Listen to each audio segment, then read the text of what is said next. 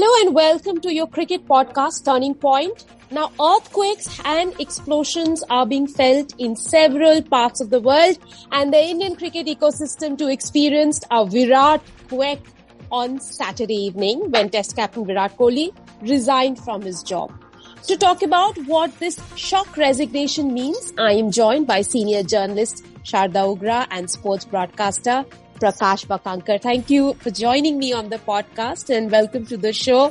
Sharda, were you shocked?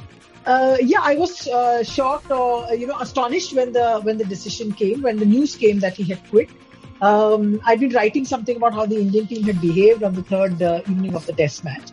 But you would think that it has pretty much when you understood that his captaincy had been on the line and he hadn't won the series. Then now we are hearing that had he won the series, he would also have quit, which is also fully possible. But I was surprised, and then I realized that announcing this on social media is the way to go. It's become the hottest trend, isn't it? It's become the hottest trend that Dhoni's done it, so I'm going to do it, and the BCCI can do whatever it wants after I made my announcement. Yeah, but Prakash, tell me what was most shocking about this? That he decided to give up captaincy or the moment he chose? Which doesn't look to me like a very Virat Kohli thing to do. Well, I actually disagree. I think it's a very Virat Kohli thing to do. In the sense, if you want to do something dramatic, which is what he's always been, right? He's been the most animated, the most expressive, good or bad. But somebody who's worn his heart on his sleeve, right? He's, you always know what you're getting with Virat Kohli, I think. He's not that, sort of serene looking face and you don't know what's going on inside. You know exactly what's happening. So very much Virat-like. And just to add to what Sharda was saying, look, in the corporate world, I can tell you from personal experience, there are resignations now being sent on WhatsApp. So maybe that's the way the world is going to move, right? It's not unheard of. And yes, please. I just want to say one thing here, that now you're sitting it's almost been about 36 hours since the announcement came. And you're thinking that, look, this resignation has distracted us from the series defeat. It's distracted us from the fact that our Test match batting is very brittle in the middle order. It's been for a long time. And from the fact that we need to maybe look at this whole five bowlers, though I love the theory of playing five bowlers. I love the favorite word of this current generation, the intent behind it. And it's distracted us from the fact that we had an absolutely reprehensible show of conduct by the Indian team in Cape Town. And I have to say this because it has been driving me crazy for the last 2 days. Would you say that he decided to jump before he was pushed? I would think so. It was like, let me be in control of my own destiny and let me just do this, because also he's got a new coach and his affection for Ravi Shastri, with whom he works, and the success that they both enjoyed is very much there. And maybe it's his acceptance of the fact that things have changed. And he has, of course, antagonized the BCCI president before leaving for South Africa. So, although I think it was a question of jump before being pushed. Prakash, interesting words there in the Instagram post, the social media post he put out. He said, I have always believed in giving 120% in everything I do. And if I can't do that, I know it is not the right thing to do. So do you think that he, in the new scheme of things, the new management is not able to do things that perhaps he and Ravi Shastri did together, and hence that may have pushed him to, take this decision? Rika, I don't know. I have a lot of respect and regard for Sharda. I do politely disagree with the fact that he jumped before he was pushed. I really don't think that even if that had to happen, that it would have happened so quickly. Indian captains of bygone eras were treated very, very shabbily.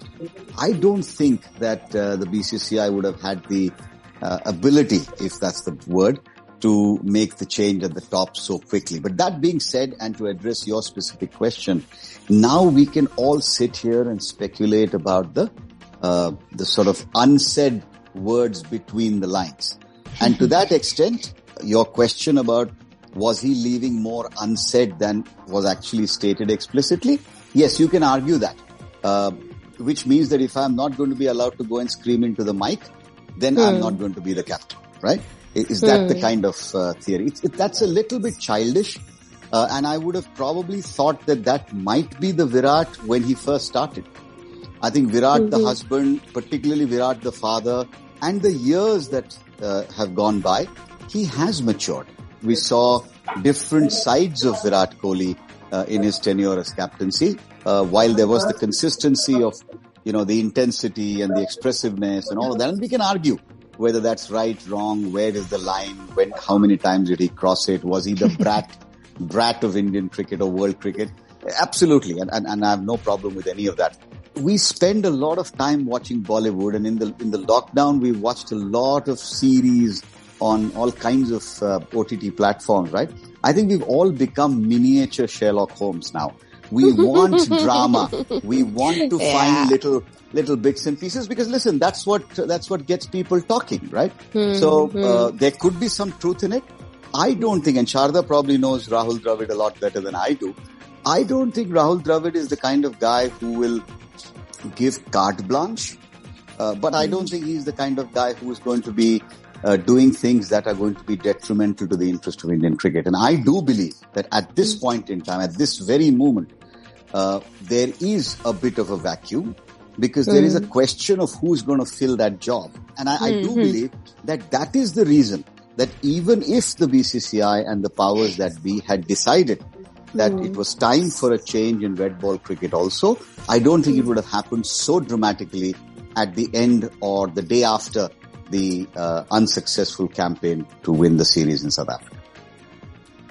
Prakash, even when Virat Kohli took over the captaincy reins in 2015, I was not a big fan of him.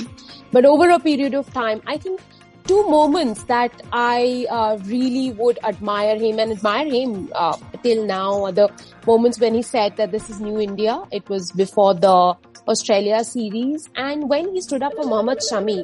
Those were two moments for me. But Sharda, coming to you and asking the same question, do you think that Virat Kohli wouldn't have been able to execute plans or things right now the way he would have done under Ravi Shastri?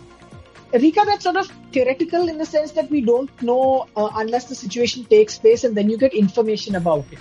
What has certainly happened in Virat Kohli's under his tenure, in which the changes that have come about in Indian cricket have been dramatic, and a lot of them have been wonderful. We've got some great results. We've had some great cultural shifts in a lot of things in how the team plays in the good bits. And so there's no telling, what situation would have been like until it's said. What also happened, sorry, I just was digressing somewhere, is that the whole thing has become, it is the outside world versus us. It's the outside world doesn't know X, Y, Z. The outside world doesn't know what happens. And to which I would want to say with the greatest of respect. In a little bit condescending way also, I thought. Now you are saying that, So I am being dramatic and a bit quiet at this point about that. But and I just want to say, with full respect to everyone in the Indian cricket superstardom sort of ecosystem, is that, gentlemen, it's the outside world that pays you your salaries. You could not play this game without the outside world looking at you, So, this outside world thing of me versus us, maybe they needed it to sort of spark, to make them inspired. Maybe it's a great psychological sort of thing that worked with the team. Who knows? The fact was that so would Kohli have got along with Rahul Dravid? In that sense, I'm sure they just have a great deal of respect for each other as cricketers. What would that internal dynamic have been like? We don't know. But I would suggest at this point that Rahul Dravid is perhaps more acutely aware of what it's like on the basis of experience, both as a player and as a coach, as to deal with diverse people in the dressing room, to deal with a vast number of different personalities in the dressing room, which he experienced both as a player and now as a coach, than Virat Kohli does. Because there is a lot of, there is nobody, Kohli's career was basically, he was the central figure in Indian cricket. There was no one that was on parallel until the sort of rise of Rohit Sharma and that the rivalry that came to be, which exists, doesn't exist, whatever. There was no one there who stood on the same sort of platform. So there is also that. There is also that, which is part of that legacy, is that there is no one behind you in the sense. But at the same time, in a very curious coincidence, in 2007, Rahul Dravid won a Test series against England after 32 years. He was leading as captain. This is just after Greg Chappell had left and gone. Era. Yes. Yeah, after the era. And then he quit himself without any sort of this thing. He suddenly quit.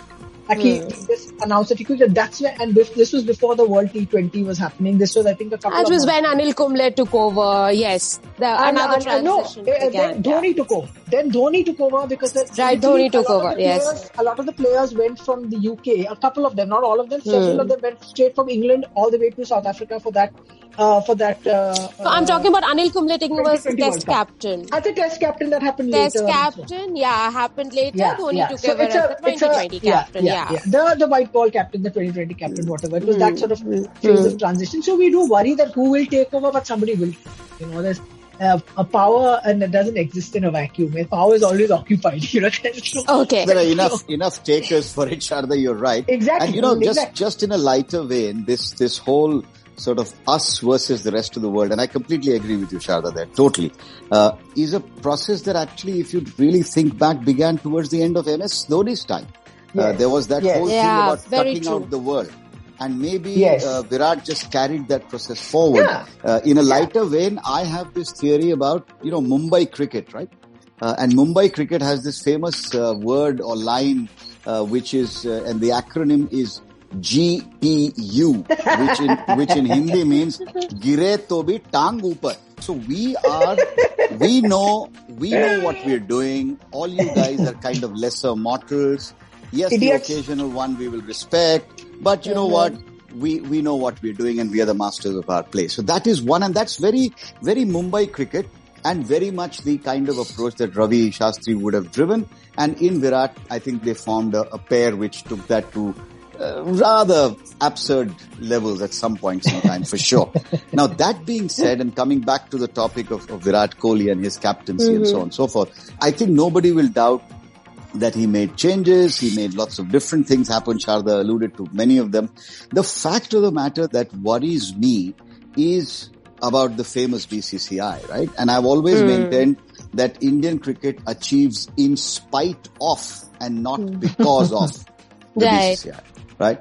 And that is where one has to really see what has happened, how is the process going to be handled, because there could be careers that will get impacted and affected. I mean, in a strange kind of way, without batting for Ajinkya Rahane, I actually feel bad for him. I mean, if the guy was averaging 60 in the last 12 months, it would have been a very automatic position for him. But right now, I don't think he or Pujara will be moving forward, in my opinion. But perhaps the players on the fringe who get affected all the more by a sudden decision like this. They could. I mean, it all depends, right? I mean, who was the first dominant figure as captain, right? You think back over the years. And for me, at least from when I started following it, I remember 2004, Sourav Ganguly going to Australia. And I don't write much, but I attempted once to say, and I said, when boys became men, because that was the first time that Indian cricket made an attempt to stand in the face of and look the opposition in the eye. Right. Till then, we were at best participants, and often we were very willing to sort of be very accommodative about everything. I mean, the calling back by Vishwanath of Bob Taylor, great example of sportsmanship and so on and so forth. The transfer of personality of Indian cricket really began with Saurav. I think Virat took it to a different level. And that is where I think the transition and the changes are worrisome, right? Virat has built this arsenal of fast bowling and has made that the lead weapon. Now, is that going to change? Will the five bowler theory versus the any other theory, will that alter? Personalities make a huge difference. I mean, I think this series also showed what Ravindra Jadeja means to this side. Right? Absolutely. It clearly brought that out. I mean, Ashwin wasn't able to perform with the bat, didn't do much with the ball, but didn't maybe have enough opportunities either. But the fact is, everything gets managed from this backroom engine. And maybe Virat's decision is partly where I have said that maybe the batsman Virat Kohli won the argument against the captain Virat Kohli when the two of them were having their own internal conversation. Very interesting. So then, Prakash, where do you think is the batsman Virat Kohli's career heading now? Well, I certainly hope into hundreds and hundreds of more runs for India across all formats. Because I'd like to believe, and I don't know this for a fact, of course, I'd like to believe, relieved of the pressure and being able to channelize that inner sort of energy, passion, intensity, whatever you call it, into nothing but his batting. And his last two innings, the 70 odd and the 20 odd at Newlands, I think showed this absolutely amazing determination that he did want to make a mark. And I won't be surprised, and I hope, for the sake of Indian cricket, that the ODI series in South Africa unleashes that unique genius that we all know Virat Kohli to be. I would hope and pray that that is not going to fall victim to any of the other reasons that may have caused him to take this decision. And I hope that this is the decision that he's taken genuinely, above all for himself and the goodness of what it will do to him. And it's not some sort of, bratish behavior saying, okay, I can't have this particular chocolate, so I'm throwing out the whole box of chocolates. I don't want it. I hope and pray that that's not the case. Sharda, what do you think? No, I agree with what Prakash says. You're hoping that his form comes back. And we saw these two innings that he played in Newlands, the last two innings, and in his last two innings as Test captain. And you just saw how badly he wanted to be there, how much he wanted to work on it. In Dravid, he has got almost the perfect counselor in that sense when it comes to batting. To be able to help him find his way back to form. Maybe the white ball will free it and will help him. And another interesting thing, Rika, is that the next test match that India plays is his 100. Next test series is his 100, but it's against Sri Lanka at home. Yeah, right? So yeah, you're looking at chances that what could have happened after the series? Unlikely he would have been sacked as captain for a home test series in Sri Lanka. If things didn't go well that way, then then you go into that other sort of sliding doors thing, that what if kind of but he's taken that job.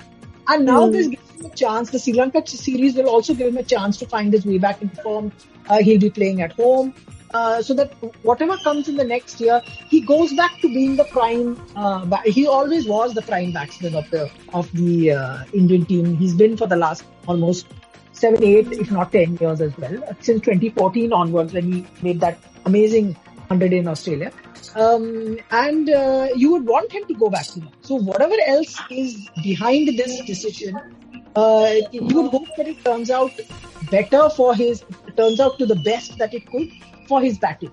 Because his batting is something, his captaincy can be replaced. All captaincies can be replaced, but his batting you cannot replace. So it's like you are immediately, the quality batsmanship, sustained quality batsmanship, consistent over a period of time, across conditions is hard to find in all teams.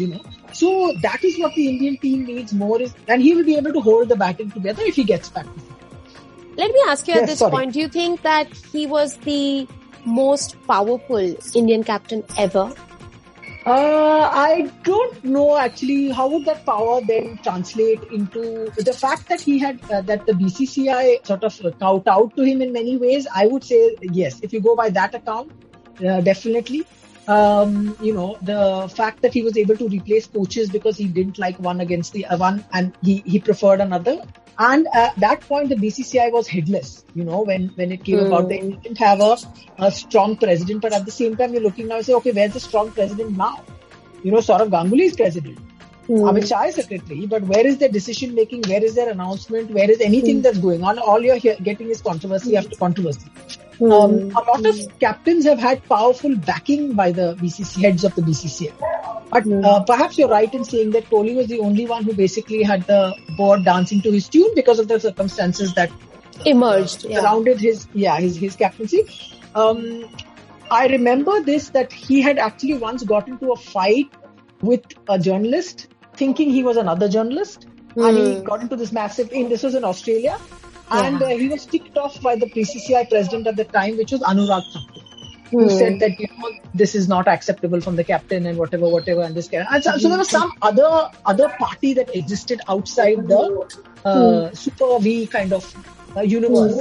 But I think you're right in that sense that he had power and he wielded power in that sense. What do you think, Prakash? I would tend to agree with what Sharda said. Look, personalities drive this thing, right? I haven't followed Virat very closely in his early years, but people who have often told me that as under-19 India captain, he was like that, right? He was out there, in your face.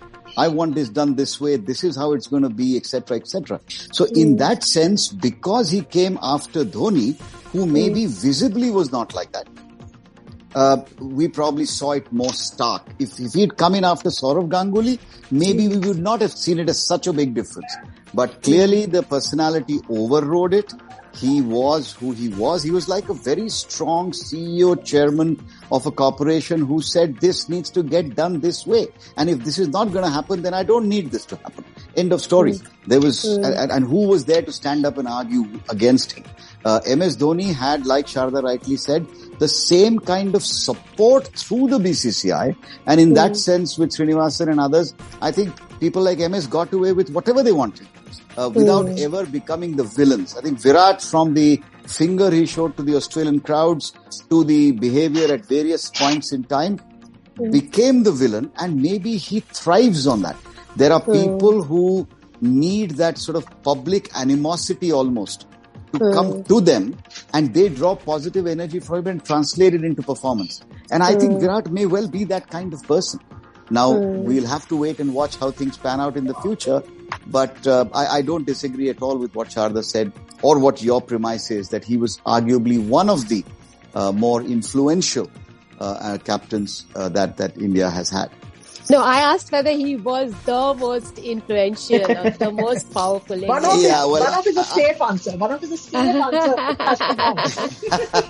No, again, Sharda, you might know this, but I am told by, again, old-timers, that Tiger Pataudi wielded a huge amount of influence, right? Yeah, I would not know about that Zamana, but that's what we hear, that, Tiger could get almost anything he wanted. Right? Yeah. We've heard the same way about chairman of selectors. We've heard about Vijay Merchant having almost carte blanche at times when he was chairman of selectors. So these are personalities, I think, and these are eras and circumstances. Yeah, maybe Rika, looking at it in a sort of a modern sense, if you're looking at, say, the post 83 generation of captains, then you went and, basically there are people I can remember, so it would be correct. In the 21st century, you'd say, yeah, pretty much, no matter what was said. And I think people forget, Rika, these days, is that in Indian cricket for a very long time, till Dhoni, captains were appointed series by series. Right. It used to be series by series or till the end of the season, maximum. It wasn't till the World Cup. It wasn't till whatever else. It was very much, everyone was on the burner the whole time. Ask Venkat Raghavan, no? Or Sharda? Exactly. So Finally, let me ask you, whoever succeeds Virat Kohli, well, there are talks that it could be Rohit Sharma, it could be KL Rahul. Do you think, Prakash, India can remain as the number one test side now? Well, look, a captain will be a key element of the side, but I don't think the captain makes the side alone by himself. The talent is there. I think the template is there. The desire and the intensity, I doubt if that will wane so quickly. There will be a change of personnel in the squad, particularly in the batting department. These people who come in will be desperate to succeed and will want to show that them being kept out was an aberration. So I actually think that sometimes refreshing the mix, as they call it, is actually going to be better. And if, as Sharda and I both have said, if Virat, the batsman, gets back to preeminence with a few new faces and a leader who has the ability to seek counsel from Virat. And remember, Rishabh Pant's name is being started to be thrown around. That may be a bit out of sort of left of field at the moment. But those are the kind of calls that will happen. And I, for one, actually think that Indian cricket will move forward and build on the strength, particularly in Test match cricket, that will be Virat's single biggest legacy in my mind. Shraddha? I couldn't have put it better than Prakash has. He said it because broadcasters speak without stopping, without doing without doing, so I'll just leave it to him. He just encapsulated it perfectly. So I agree completely in that sense. because whatever it is, they'll want to be the number one team in the league, right? Because from the time that Kumble was the captain and made this the template that this is what we have to achieve for, then as a test team, we'll want to be the number one in the league. There is no shortcuts. There is no other way. This is what it is. Now we want to win the World Test Champ. We want to win. It's been 10 years since we won a Cricket World Cup. We want to win another. So it's like the targets are still there. They won't go away because your captain has changed, These are very proud and very talented and very driven people that are there, which will include Virat in the mix. So perhaps this is the time that we will hope for the Indian cricket team not just to remain in their position as the number one test team, but also win those big trophies that have been missing from their cabinet for a very long time, at least since 2013. Thank you very much, Sharda. Thank you very much, Prakash, for joining me on the podcast.